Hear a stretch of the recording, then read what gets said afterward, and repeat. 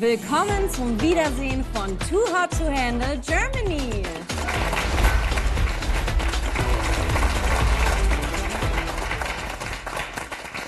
Über 12 Monate sind vergangen, seitdem Lana die Kandidatinnen und Kandidaten auf die wohl heißeste Reise ihres Lebens geschickt hat. Und ich sag's direkt, wir brauchen Antworten. Sind Brenda und Laurenz immer noch in love? Ist es tatsächlich wahr geworden und der selbsternannte Boy Fabian wurde von Tanina gezähmt? Und wer hat sich nach der Show unerwartet besser kennengelernt? Das erfahren wir alles heute und dafür seid ihr heute hier. Hallo, schön, dass ihr alle da seid. Ein Applaus für euch. Laurenz und Brenda, eure Verbindung war ja eines der wirklich großen Highlights dieser Staffel, denn da hat es wirklich ordentlich geknistert. Ich finde Brenda so unfassbar heiß. Ich kann meine Augen so gar nicht von der abwenden. Ich spüre die Lust von meiner Brenda. Also mittlerweile bin ich schon gut verknallt in die Frau. Willst du mein Couple sein? Natürlich will ich dein Couple sein.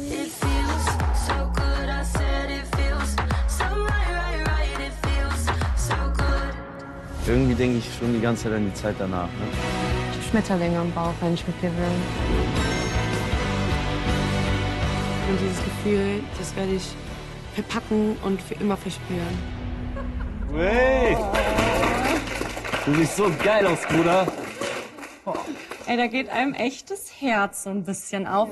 Ist euch beiden das denn im Alltag gelungen, dieses Gefühl da mitzunehmen? Also ich bin von meinen Jungs abgeholt worden am Flieger und ich habe mich total gefreut, habe meinen Jungs direkt alles wirklich erzählt, von Brenda auch hauptsächlich.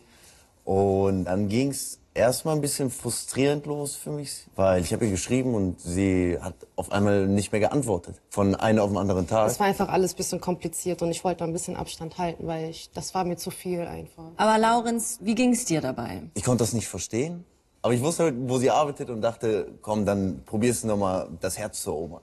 Okay, und dann taucht Laurenz bei dir in der Arbeit auf? Ja. Und das war dann noch mal zu viel, oder? Ja, also ich habe ihn gesehen und ich dachte mir auch so, was macht der hier? So, das war too much so, aber dann, ja, habe ich... Das war aber süß eigentlich. Ich habe wirklich ein Getränk, ich glaube sogar Blumen mitgebracht und wollte so ein bisschen mit ihr schnacken. Und ich habe die Brenda, die ich wirklich kennengelernt habe in der Villa, habe ich gar nicht mehr wiedererkannt auf einmal. Als wäre das so von einem auf den anderen Tag einfach weg gewesen. Dann haben wir noch ein bisschen gequatscht. Ich bin dann gefahren und ich war 5 Minuten in meinem Auto und auf einmal krieg ich eine WhatsApp-Nachricht. Du warst nicht mehr als ein Urlaubsflirt für mich. Und das hat mir mein Herz gebrochen und ich konnte es nicht verstehen. Ja, aber also ich muss auch dazu sagen, er hat mir irgendwie auch gar keinen Platz zum Atmen gegeben, war einfach direkt bam, bam, bam, irgendwie 3 Tage nach dem Dreharbeiten direkt auf die Arbeit gekommen, so ich musste erstmal klarkommen und alles realisieren und ich hatte auch hier in Deutschland mein eigenes Leben und so ein bisschen Platz, bisschen atmen, ich muss selber klarkommen, ich hatte voll die Komplikationen und ich wusste selber nicht, wohin mit meinem Leben und so. Ja, aber das hättest du mir in der Villa ja auch sagen können. Du hast ja in der Villa gesagt, wir machen draußen direkt so weiter. Ich habe gesagt, warte auf mich. Oder nicht? Ja, aber ich wusste ja nicht, wie lange ich warten soll. Mensch, 3 Tage ist doch lang, oder Leute? Ja, 3 Tage Regel. 3 Tage? Hä? Aber was war denn dann mit deinen Gefühlen? Die hattest du ja in der Show und die waren ja dann bestimmt nicht einfach so weg. Hast du die dann weggedrückt, oder? Also ich hatte immer Gefühle für Laurenz und meine Gefühle sind nie weggegangen. Aber ich muss auch ehrlich beichten, dass auch ich in die Show reingegangen bin und davor mit anderen Männern noch Kontakt hatte. Und ja, die haben natürlich auch auf eine Antwort gewartet, mehr oder weniger, nach dem Motto, ja, was ist los, was ist passiert? Und ich musste die erstmal beiseite schaffen, so. Real Talk. Oder nicht? Wir sind reingegangen, wir waren alle voll die Hotties, wir hatten voll die Boys draußen, wir haben uns alles ausgeben lassen, wir hatten beste Leben. Man kommt zurück und dann muss man man muss den Lifestyle dann auf einmal abschrecken und man muss dann irgendwie, ne? Naja, aber Laurenz konntest du ja auch ghosten. Das wäre ja dann vielleicht bei anderen Männern auch Ja, das habe ich nämlich auch nicht verstanden dann. Ich fasse zusammen, bei euch war dann erstmal Funkstille. Es war vorbei und das ist ja wirklich krass. Aber Laurenz, du hast dich nach dem Aus erstmal bei jemand anderem gemeldet. Erzähl. Ich war halt immer noch verletzt und ich konnte diesen Abgang nicht verstehen. Und daraufhin habe ich über Godfrey erfahren, dass Jasmina nicht so gut geht. deswegen dachte ich, rufe ich sie an. Und dann haben wir, glaube ich, fast 2 Stunden bestimmt telefoniert. So lang. Und dann haben wir uns auch dazu verabredet, quasi Silvester zusammen zu verbringen. Aber erstmal rein freundschaftlich eigentlich. Du wusstest ja, dass Jasmina so ein bisschen rotes Tuch für Brenda war. Boah, Wahnsinnskörper. Ich fand Jasmina am Anfang scharf. Wen? Jasmina. Dein Boy macht mich von Seite an wie ein Streichholz. Im Ernst jetzt? Eieiei, Laurenz, du meldest dich, nachdem sie dich ghostet, direkt bei Jasmina. Also das war wirklich in dem Sinne, weil Jasmina, weil ich gehört habe, dass Jasmina nicht gut geht. Und mir ging es halt auch nicht gut. Und ich glaube, das hat uns vielleicht in dem Moment auch ein bisschen verbunden. Und ja. Jasmina, wie war das für dich, als Laurenz sich gemeldet hat? Boah, ich hatte ja mit niemandem aus der Gruppe Kontakt und wusste auch gar nicht, was da noch abging, als ich rausflog. Und dann hat er mir die ganze Situation geschildert mit Brenda, wie sie sein Herz gebrochen hat und anything. Und ich war halt auch voll down, weil das war mir auch alles viel zu viel. Und dann haben wir sozusagen einander halt getröstet. Weißt du, er war für mich da, ich war für ihn da, weil sonst hat's ja keiner verstanden. Und ja, wir haben miteinander geredet, keine Ahnung wie lang, stundenlang. Aber halt alles auf Friendship-Cool-Basis zuerst. Zuerst Ja. war alles Friendship-Cool-Basis und dann? Boah, das ist so fake. Waren an Silvester beide besoffen, hatten einen Kuss, aber ist jetzt nichts Dramatisches. Ja, und was noch? Ich habe gerade richtig Puls, wenn ihr nicht die Wahrheit sagt, ihr beide. Erzählt, was passiert ist. Also Ihr habt euch geküsst, ja? Wir haben uns ja noch ein paar Mal danach getroffen. Ja, und was hast du ihr erzählt, was dann passiert wäre? Ja, soll ich das jetzt aussprechen, oder wie? Ja, ich weiß ja nicht, was du erzählst. Ja, das dann. Okay, und was noch? Nur das. Einmal. Brenda, warum schüttelst du den Kopf? Ich habe eure Chatverläufe gelesen, auf Instagram, auf TikTok, auf WhatsApp. Ich habe eure ganzen Bilder und Videos gesehen. Und ihr seid gerade, ich weiß nicht, was das gerade zwischen euch beiden ist, aber redet doch einfach Real Talk. Sagt doch einfach, ey, so und so, ich hatte Gefühle für dich. Ich hab gehofft, wir machen was miteinander starten. Ihr habt über Pläne geschrieben, was bei ihr zu Hause, du warst bei ihm zu Hause. Ja, und? Ihr habt im selben Bett, wo wir geschlafen haben. Und jetzt sitzt du hier und sagst, ja, wir waren nur freundschaftlich, das war nicht freundschaftlich. Naja, doch, ich du hätte mich weißt auch ja bei nicht, was jedem bei hier uns war. melden können und hätte auch sagen können, ja, mir geht's nicht gut, kannst du mich trösten? Kommst du zu mir nach Hause? Ich kann deine Wut komplett verstehen, aber... Ja, aber ihr tut beide so, als wäre da nichts gewesen. Aber du warst doch auch bei einem anderen Typen so. Also, Ja, aber nicht eine Person aus der Show. Das ist doch was komplett anderes. Okay, Jasmina und Laurenz, bei euch läuft da jetzt nichts mehr? Habt ihr noch Nein. Kontakt? Nee, natürlich Nein. nicht. Also seit unserem letzten Telefonat sehen wir uns heute das erste Mal. Wir haben Ja. nie wieder geschrieben oder sowas. Und da sind wir aber auch nicht im Bösen oder so auseinandergegangen, auf keinen Fall. Okay, und du, Brenda, hast dich ja dann zum Glück bei Laurenz wieder gemeldet. Wie ging's dann weiter? Ja, also nachdem ich meinen ganzen Scheiß wieder im Griff hatte, habe ich mich bei Laurenz gemeldet und meinte, hey, können wir uns da und da treffen? Sind da deine Gefühle auch wieder hochgekommen? Ja, ja. Also wir haben uns getroffen und ich habe mich voll gefreut. Moment, stopp. Erstmal habe ich auch schwer zu haben gemacht, ne? Boah, das will ich aber hier betonen. Da war nicht so, ja, Brenda, ich komm zurück, sondern da war erstmal, was willst du? Du bezahlst die Drinks und dann können wir erstmal gucken. Und das war okay für dich, Brenda? Ja, das war okay. Ich habe gesagt, bestell dir die ganze Bar, ich zahle alles. Ist doch gar kein Thema. Hauptsache du kommst. Und das Da habe ich wusstest gemacht. du, Das habe ich da gemacht. meint sie es ernst, oder? Ja. Wie so ein Gentleman bin ich an die Tür gegangen und habe ihn abgeholt und habe gesagt, komm, setz dich. Und hatte da schon meine Flasche Wein und habe auf ihn gewartet. Und ich saß da auch eine halbe Stunde vorher, war richtig aufgeregt. Ja, und dann, ich habe ihm dann auch gesagt, ich habe nie aufgehört, dich zu lieben. Und dann haben wir uns geküsst und so, ja. Ich habe nur an sie gedacht und auf einmal taucht sie wieder in meinem Leben auf und sagt mir, ich habe nie aufgehört, dich zu lieben. Was ein kranker Satz ist. Was hast du daraufhin gesagt? Der hat gehittet. Da war ich jetzt mal still. Naja, dann fehlt ja eigentlich nur noch die Frage aller Fragen. Wie sieht's jetzt aus? Seid ihr beiden ein Couple?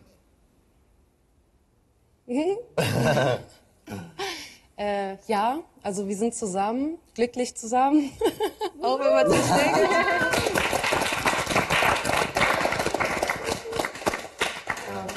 Seit dem Tag, nach diesem Treffen ist sie wirklich 2 Tage später bei mir eingezogen. So, wir hatten gar keine Kennenlernphase in der Hinsicht. Wir sind direkt zusammengezogen. Und ja. Ihr seid echt ein sehr, sehr süßes Pärchen und ihr habt uns mal mitgenommen in euer Real Life und wir schauen uns mal an, wie die Neuigkeiten von euch so aussehen. Hi Leute, wir wohnen jetzt zusammen. Ja, willkommen bei uns zu Hause.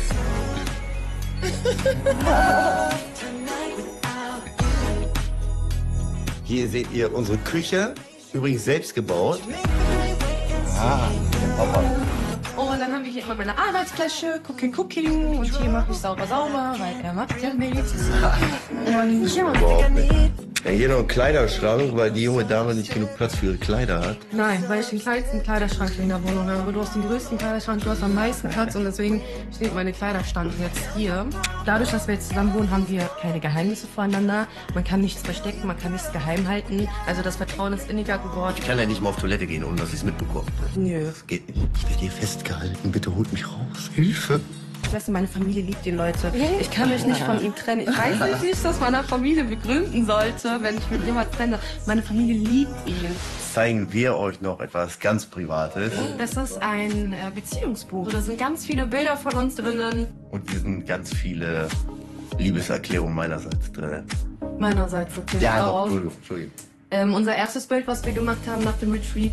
Genau, das war ungefähr eine halbe Stunde, als wir aus der Villa raus waren. Sowas hängt wie immer. Ich habe es dann noch weitergeführt.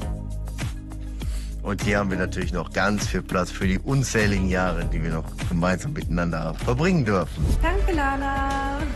Danke, Lana. Danke schön, Lana.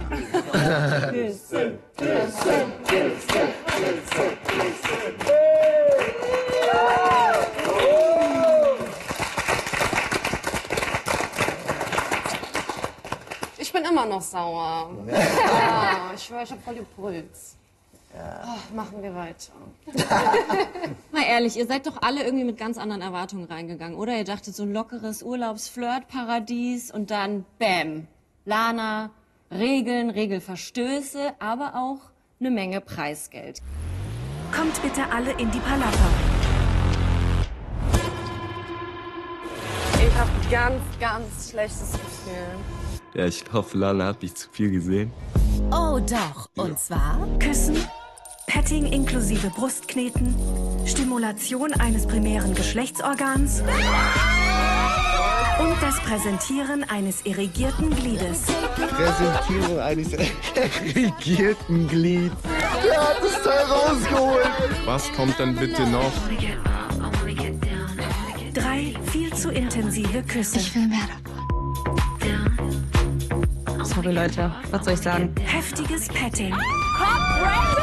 2 Küsse. Von dir hätte ich das nicht erwartet. Einfach mal kurz innehalten, was man mit diesem Geld alles hätte machen können. Also ich habe schon so ein paar Ideen, was man mit 150.000 Euro so anstellen könnte. Wir könnten investieren in ein paar kuschelige Downwesten für Lennart zum Beispiel. Mexikanische Winter, wir kennen sie alle. Aber wie ging es dir, Tanina, als du wusstest, gleich kommt alles in der Palapa raus? Ja, also mir hat's ja Spaß gemacht, deshalb hatte ich nicht wirklich ein schlechtes Gewissen, aber ja, als wir dann auch gemerkt haben, wie viel Geld wir verlieren, dann kam doch trotzdem das schlechte Gewissen und ich habe Fabian dann ab und zu dann doch gezügelt. Jennifer, wie war es bei dir? Du kamst ja später ins Retreat, hast aber dann doch schnell mit dem Regelbrechen aufgeholt, sage ich mal. Ja, ich war so ein bisschen, ich dachte so, okay, jetzt, die dürfen nicht sauer sein, wenn ich jetzt was mache. Waren sie am Ende doch. Aber ich verstehe es auch. Ne? Seit der Show ist über ein Jahr vergangen. Eine ganz schön lange Zeit, in der man sich natürlich auch besser kennenlernt und sich richtig was aufbauen kann.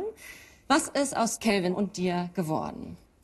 Am Anfang war es irgendwie komisch, muss ich sagen. Weil, also wir fanden uns ja schon gut. Ja. Ne? Oder? 100%, ja. Okay, gut. Danke dafür, jetzt weiß ich's. Und dann geht man raus und wir waren noch am Flughafen. Es war sehr vertraut und dann haben wir uns noch frohe Weihnachten gewünscht. Und nach meinem frohes neues Jahr kam keine Antwort mehr. Und dann ist es bis heute dabei verblieben. So, hey. Ja, so wird's aus, ja. Kelvin, warum? Ich würde sagen, nach der Show sind wir einfach unsere eigenen Wege gegangen und ich meine, es war mir immer noch ein Dorn im Auge, dass der Altersunterschied so enorm ist. Ja. Das heißt, ihr habt euch seitdem nicht mehr gesehen und Nee, gar nicht. sitzt zum ersten Mal jetzt wieder nebeneinander. Wie fühlt sich das an? Ich muss sagen, ich freue mich, dich zu sehen. Sieht wie immer gut aus und ja. Wie ist es für dich, Jennifer? Ich habe mir auch meine Gedanken gemacht und vielleicht passen wir nicht zusammen, vielleicht war es nicht unsere Zeit. oder vielleicht gehören wir auch gar nicht zusammen. Und das ist okay. Wir waren so im Jetzt und haben bis jetzt gelebt und es war auch okay. Und heute kreuzen sich ja eure Wege wieder. Calvin, könntest du dir vorstellen, dass ihr euch noch mal näher kommt? Ich bin in einer Beziehung.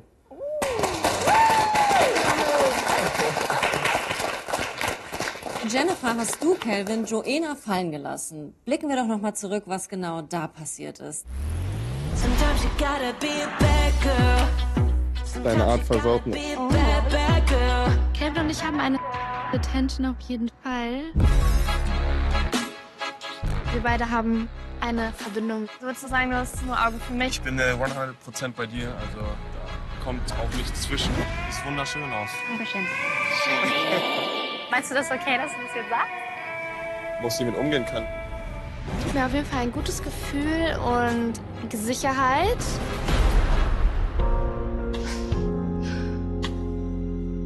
Wenn du meinst, mit dir könnte es besser laufen, dann go for it. Dann ist das, glaube ich, so. Boah, nee. Joanna, wie ist es jetzt für dich, wenn du so siehst, wie Calvin da mit dir umgegangen ist? Also, ich war schon gebrochen. Ich meine, wenn du für jemanden Augen hast und er dich dann sozusagen fallen lässt für jemand anderen, für eine wunderschöne Frau, dann fühlt man sich erstmal nicht gewollt, nicht gut genug, nicht hübsch genug. Und das ist natürlich kein schönes Gefühl. Calvin, ist es dir jetzt so ein bisschen unangenehm, das zu sehen? Ja, schon, ne? Also auch, wie ich es ihr dann gebeichtet habe und so, ist nicht die charmante Art und Weise gewesen. Würdest du es jetzt heute anders machen? Auf jeden Fall. Was würdest du anders machen? Weiß ich nicht, ich bin jetzt nicht in der Situation, aber ich würde auf jeden Fall andere Worte nutzen. Joanna, gibt's aber da noch irgendwas Ungeklärtes zwischen euch? Also möchtest du vielleicht Calvin irgendwas noch abschließend sagen? Also, ich habe da schon eine Frage an dich. Ja. No front, aber ich finde, du warst die ganze Show über sehr stumpf und irgendwie, ich konnte irgendwie keine Emotionen in dir sehen. Ich wollte dich fragen, hast du vielleicht noch an irgendwas gehangen oder hattest du vielleicht sogar jemanden, der da draußen auf dich gewartet hat? Oder wieso war das so bei dir? Boah, ich hatte in der Zeit keine Beziehung oder ähnliches. Man hatte Leute, die man draußen gedatet hat, sag ich mal, aber es war nichts in festen Tüchern. Ja. Hat es dich aber vor Ort ein bisschen gehemmt? Ich würde nicht sagen gehemmt, ich habe ja trotzdem Sachen gemacht.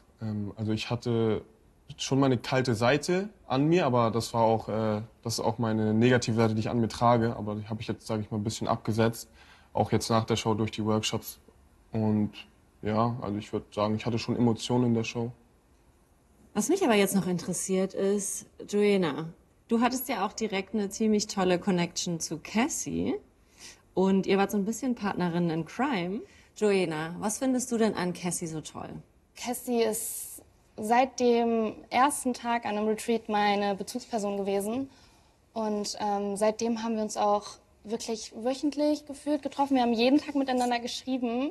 Also wir sind auch um die Welt geflogen gefühlt. Ne? Echt wir waren letztes Jahr, wo waren wir? Paris, London, Barcelona, Thailand. Was für eine wunderschöne Connection zwischen euch beiden, Cassie und Joanna. Man sieht, ihr habt wirklich Quality Time miteinander verbracht. Ja. Cassie, was macht denn Joanna für dich zur besten Freundin? Zwischen uns ist einfach so von Anfang an Support, keine Konkurrenz und du hast so eine positive Ausstrahlung und du standst von Anfang an hinter mir und wir haben den gleichen Humor, wir sind so bescheuert im Kopf zusammen und das ist voll Liebeserklärung gerade. Aber keine Ahnung, es hat einfach so gematcht. Ja, das ist auf jeden Fall fürs Leben.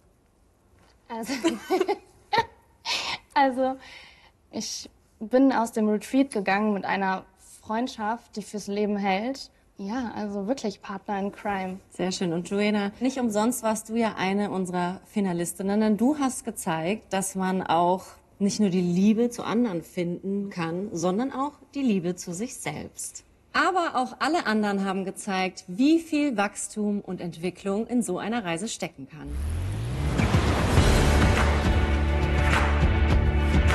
Ich glaube, hier haben viele Gefühlsprobleme, sonst wären wir hier nicht. Willkommen in diesem Workshop. Ich habe offen gestanden nicht an die Workshops geglaubt und ich wurde eines Besseren belehrt. Jeder hier hat Narben zu tragen, die noch nicht ganz verheilt sind. Das ist so ein erdrückendes Gefühl gewesen immer, dass alle versucht haben, mich zu verändern für genau die Sachen, die ich selbst an mir liebe. Man hat sich so vertraut gefühlt plötzlich. Ich habe sehr viel mit verschiedenen Frauen, um zu verarbeiten. Und ich weiß, das ist nicht der richtige Weg. Mir wird immer gesagt, du bist zu laut, du bist zu dies, du bist zu das. Und das ist schon so mein ganzes Leben lang. Den Satz, den ich die ganze Zeit im Kopf hatte, war: Heul nicht, interessiert sowieso keinen. Ich sag nicht, dass das so emotional wird. Schau nicht. Da habe ich halt ein bisschen Probleme, mich zu öffnen, weil ich nie wirklich jemandem trauen kann. Mir hat das nochmal gezeigt, dass man sich nicht verstecken muss. Ich möchte ein Mann sein, der sein Herz öffnet. Das wäre mein Ziel. Ich hätte tatsächlich von keinem hier gedacht, dass er sich so öffnen kann.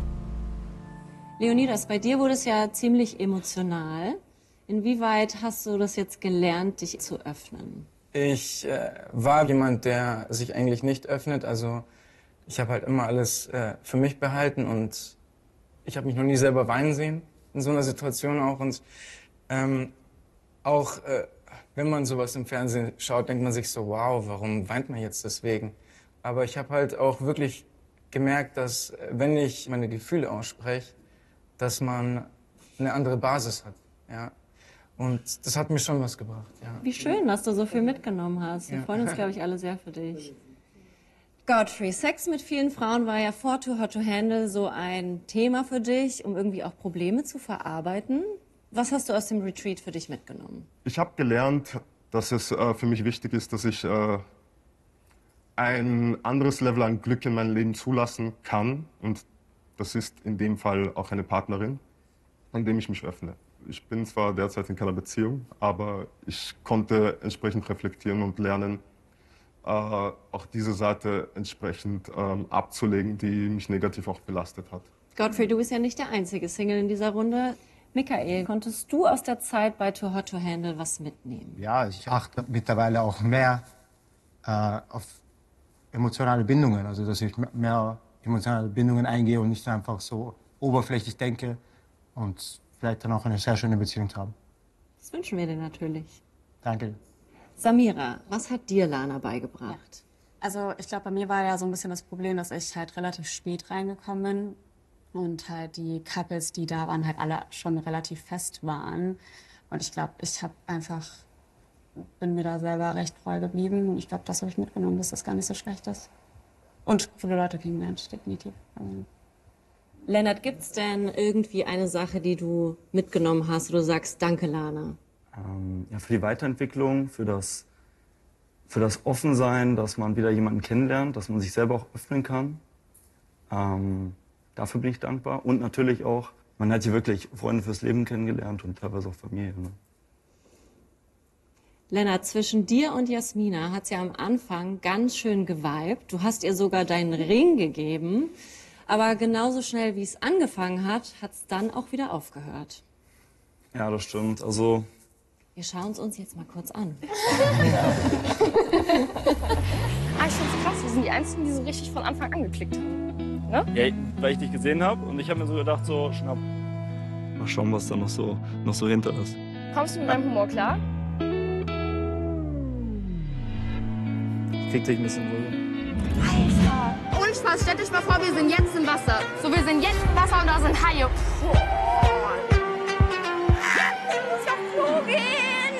Wir waren 5 Stunden am Stück Horny. Sie macht halt immer gerne so eine Show. Wir haben nichts gemacht, wisst ihr, wie schwer das war? Und das ist so nicht so meins. Ich glaube, mit dem Temperament von dir, ich glaube, das ist schon zu viel für mich. Einfach diese Aussage, du bist mir zu viel. Das ist einfach viel. Möchtest du da was dazu sagen, Jasmin? Boah, ich bin voll froh darüber, weil, also, das war nochmal so richtig dieses so, warum will ich eigentlich jemand, der so gar nicht damit klarkommt, weil so, ich bin so aufbrausend, ich hab da, aber das ist so das, wofür gerade mein Umfeld und meine Freunde mich lieben und ich bin so froh, dass ich auch noch Leute habe, die so sind wie ich und das hat mir einfach nochmal gezeigt, das ist ja nichts Schlimmes, so, er ist halt eher so der ruhige Typ und gelassen und ich bin so, wow. Und das ist doch geil, so, jeder ist verschieden und keine Ahnung, das hat mich voll geprägt, Weil früher fand ich das geil an Typen, wenn die so anders waren. Heutzutage finde ich voll, will ich nix. Also wenn ein Typ nicht einen Charakter hat, und, also jetzt nicht, dass du keinen Charakter hast, auf gar keinen Fall, aber so, das hat mir einfach nochmal gezeigt, so was ich auf gar keinen Fall haben will und was ich haben will. Also hat mir voll was gebracht, deswegen alles cool. Lennart, wie siehst du das jetzt rückblickend? Also ich finde die Aussage echt sehr, sehr stark. Und manchmal passt es einfach nicht und dann geht jeder seinen eigenen Weg. Lennart, du wurdest ja in der Staffel vor sehr viele Herausforderungen gestellt. Cassie oder Jasmina, Downweste oder oberkörperfrei.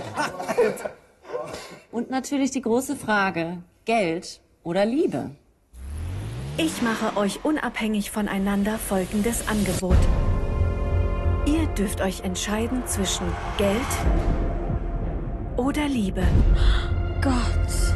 Er hätte die Macht, mir mein Herz ganz tief aus der Brust rauszureißen und wegzuschmettern. Natürlich so, also er ist ja auch, wissen Ja, wir doch alle. ich spiele wahrscheinlich gerade mit Feuer. Pass einfach auf, dass er dich nicht verarscht. Ich glaube, unser Problem ist gerade, dass wir etwas auf jeden Fall fühlen, aber vor allem er nicht so richtig weiß oder sagen kann, was er wirklich will. Lennart, teile der Gruppe nun mit, wie du dich entschieden hast. Geld oder Liebe? Bleibe ich natürlich weiter hier.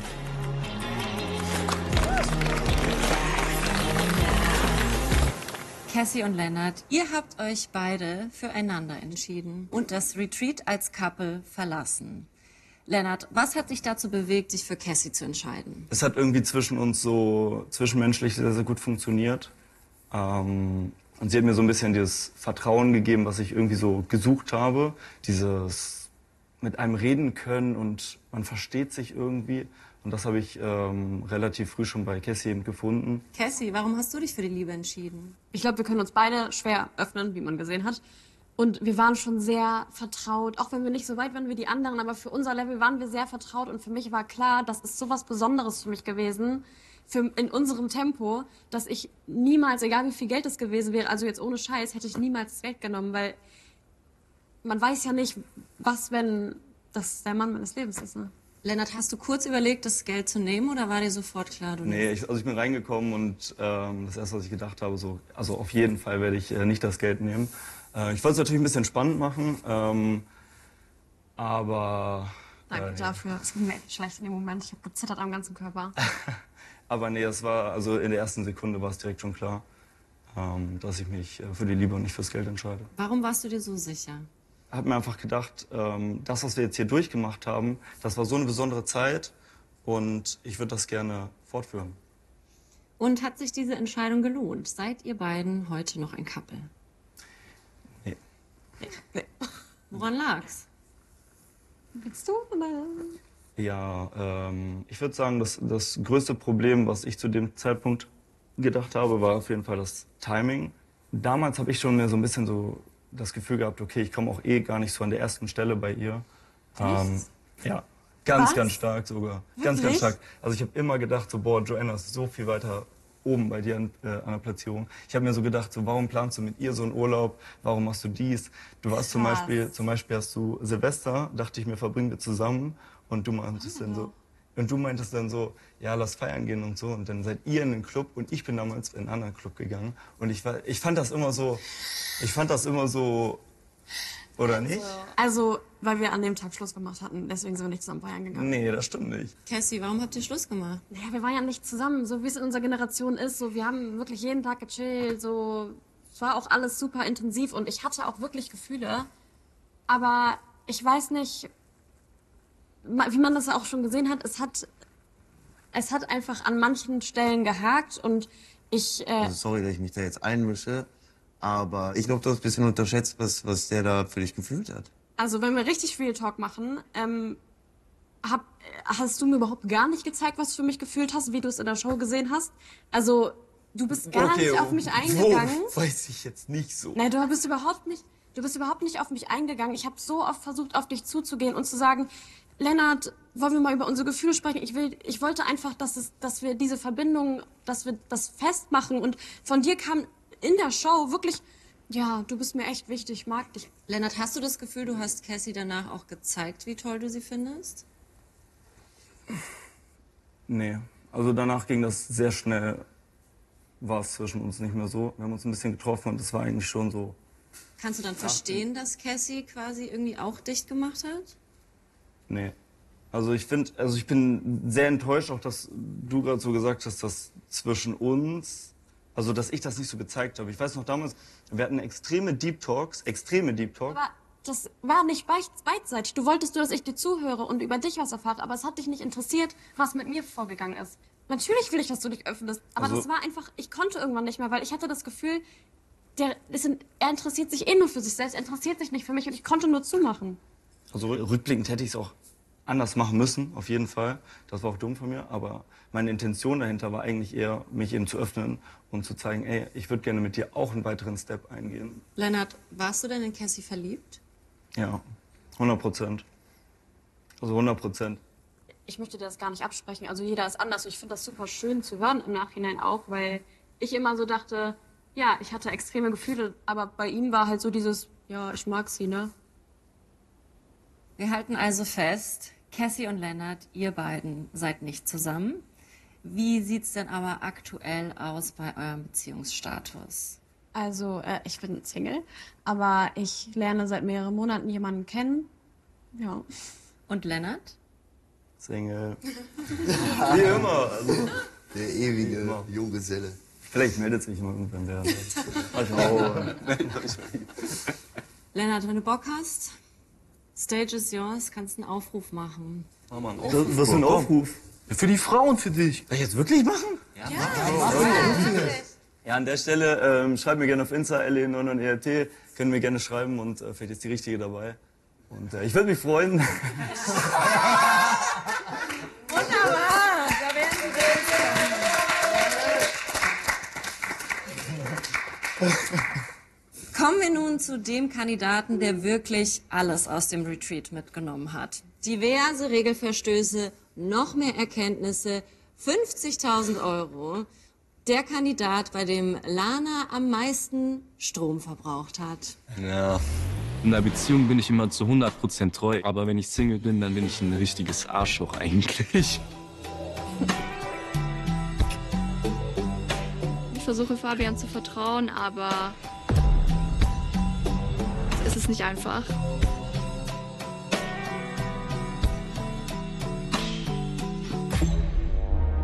Du Arschloch. Ja, es fällt mir auf jeden Fall schwer, dir jetzt zu vertrauen. Krieg das schon hin mit meiner süßen Art. Ich mag dich. Ich mag dich noch mehr. Wer hätte diese Veränderung für möglich gehalten? Ich glaube, ich am wenigsten. Aber diese Frau hat meinen Kopf ordentlich umgekrempelt. Und ich hätte nie gedacht, dass ich mich mal verliebe. Wow, dass der selbsternannte Boy am Ende sagt, ich bin verliebt. Damit hast du wohl selbst auch nicht gerechnet, oder? Ja, ich bin kein einfacher Mensch. Also, ich habe Frauen nicht so wahrgenommen oder ihnen Gefühle mitgeteilt. Und dann war ich in diesem Retreat und habe mich wirklich auf Tanina eingelassen und auch dann so gemerkt, so was ich eigentlich die ganze Zeit für ein Arschloch war. Und das hat sich dann so alles entwickelt. Als ich rauskam, dachte ich mir dann auch so, wow, what the fuck, was passiert und so. Wir wollen natürlich sofort auch wissen, die Frage aller Fragen. Seid ihr ein Couple? Sind wir ein Couple?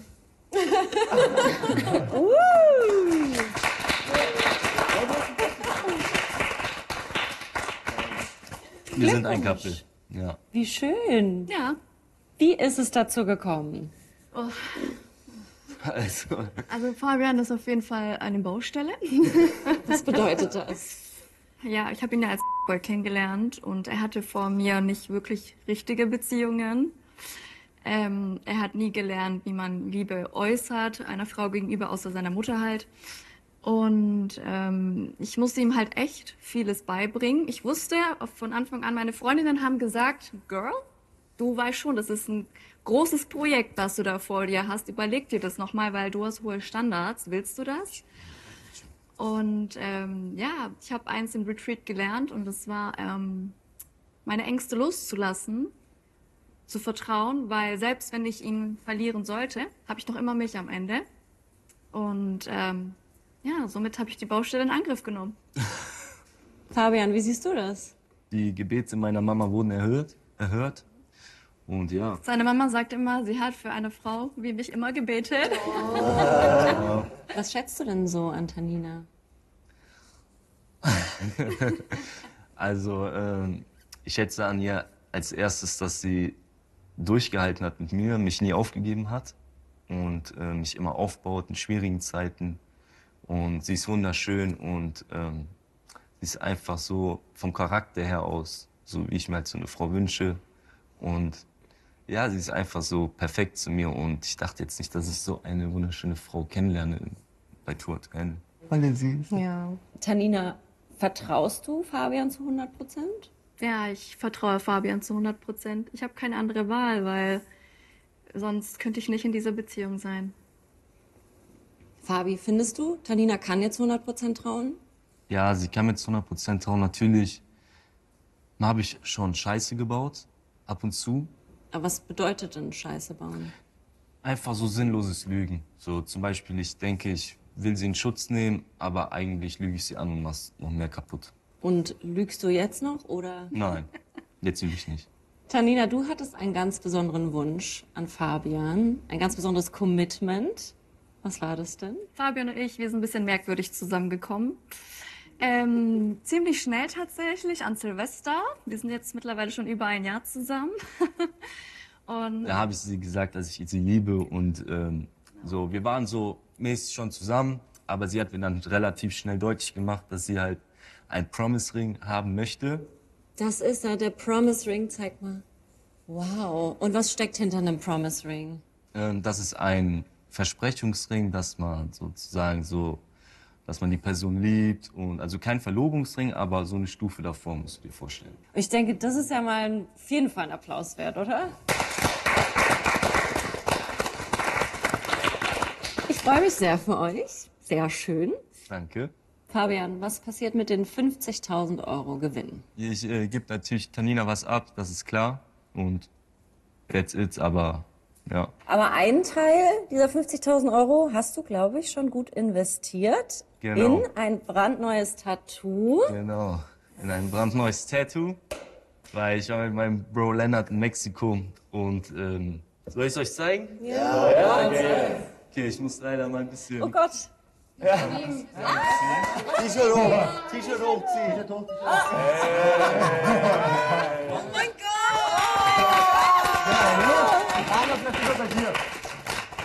Das ist auf jeden Fall mal ein Commitment. Lana Forever oder auch Lana am Po Mexiko. Was war das bitte für eine Staffel Too Hot to Handle? Danke an euch, an unsere Kandidatinnen und Kandidaten. Und danke natürlich an die Queen of Kontrolle, Lana. Und vergesst nicht, wenn Lana nicht zuschaut, ist alles erlaubt. Bis bald. Tschüss.